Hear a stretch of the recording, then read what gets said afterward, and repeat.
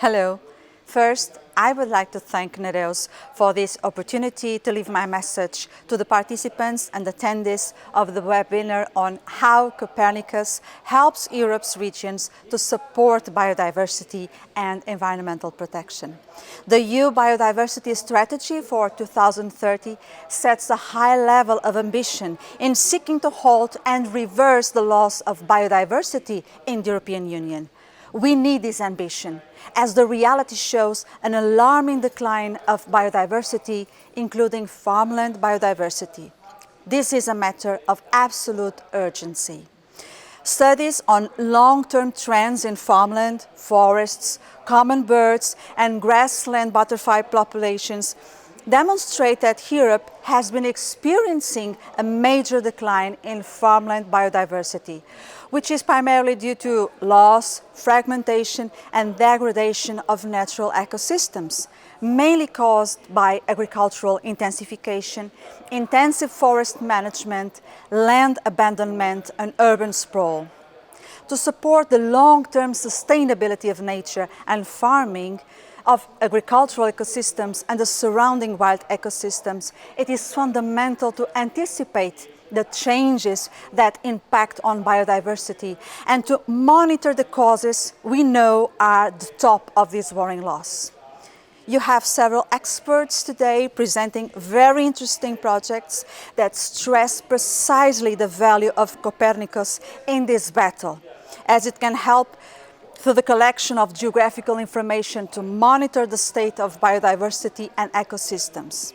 I'm not an expert, but I do think we do not need to be experts to see immediately the great benefits of Copernicus in pursuing the goals of the biodiversity strategy, in the monitoring and improvement of the measures to be implemented in order to make them far more efficient. Let me just give a very basic example. The creation, maintenance, and restoration of high diversity landscape features in agricultural landscapes is one of the strong objectives of this strategy, aiming at benefiting biodiversity in general and more specifically at promoting pollinators and enhancing the natural biological control of pests.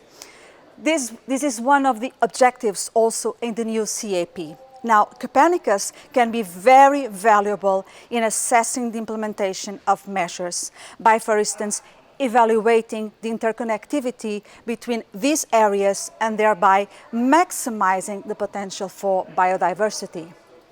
The Copernicus Marine Service, on the other hand, is also fundamental, in this case to preserve marine biodiversity, notably endemic marine species, and supporting the designation and creation of protected areas dedicated to biodiversity, such as Natura 2000 sites or maritime protected areas.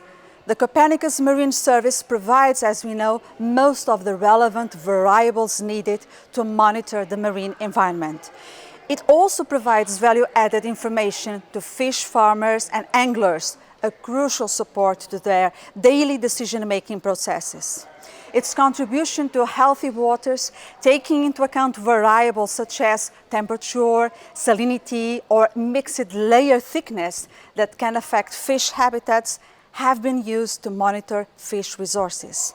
So the Copernicus Marine's data on ocean currents and biogeochemical elements such as plankton are also used for modeling fish stock or for predicting fish school movements and spawning site distribution. The task that we have ahead is not an easy one. The biodiversity strategy demands a lot from us all, but even more from our farmers and anglers, and we must support them in every way possible if we want these ambitions to be fulfilled. The development of research and innovative solutions is certainly the way to go, and Copernicus is one of our major key tools to reach our goals. Thank you for watching.